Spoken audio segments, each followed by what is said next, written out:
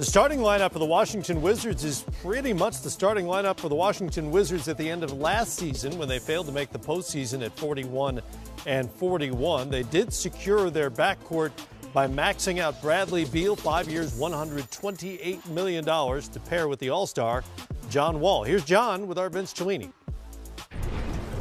Spending time now with John Wall of the Washington Wizards. And John, I want to start with missing the playoffs for the team last season. How much did that eat at you at the time and during the offseason? It killed me, man. I was very frustrated and devastated that we didn't make the playoffs.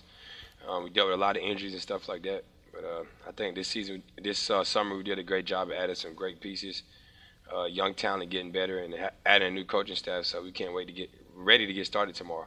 Hey, John, it was interesting. Just one more looking back here. I'm wondering how much the whole Kevin Durant side story was a distraction, or was it not a distraction for the team, and ultimately his decision. I'd like to get your reaction to that. Well, he made the decision that he felt was best for him and his family, so congrats to him. But all we can focus about is the Washington Wizards and how I can lead this team with new players and some of the returning guys coming back and a new coaching staff. But I don't think it really affected us last year at all. I think we just dealt with too many injuries and trying to get over certain humps that didn't help us.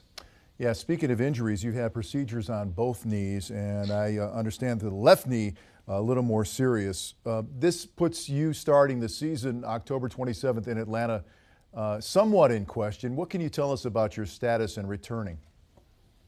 Well, I'm just taking my time right now, listening to my doctors and trainers.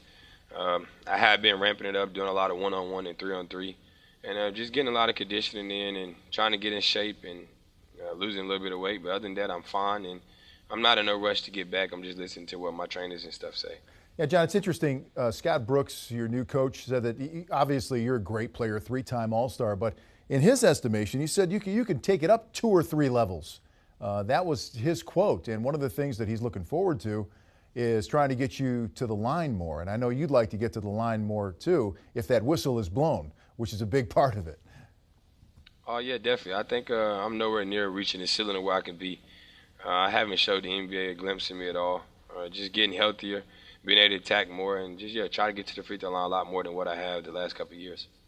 So in the offseason, I want to ask you about this perceived drama between yourself and your teammate Bradley Beal. There were some things that were said in the media, a little back and forth, and Bradley saying both of you are alpha males. And of course, we love to talk about the chemistry between you two. Where does that sit right now? Is there room for improvement, or is it about where you think it should be? Our chemistry is fine. I think there's a room for some improvement, but we're just two competitive people that the game's on the line. We both going to want the ball and want to take the shots. And I think we just got to understand whoever has the hot hand, that you got to trust them with the ball and believe in them. And at the same time, we both need each other to be the players we want to be. So we'll be fine. We'll be all right. We had talks. And it's just something that goes on when you're playing. You have two great players that want to be great. And sometimes you're going to have bumps and bruises. How much of that is liking the other guy? I mean, do you guys feel like you like one another? It may be a simple question, but I think it's worth asking. Oh, yeah, we go to lunch, we go to movies, we go bowling, we do all that stuff all the time. I just think it's our competitive drive and competitive nature that kind of gets in the way sometimes, and we have to find a way to put that to the side and just care about one thing, and it's just winning for our team.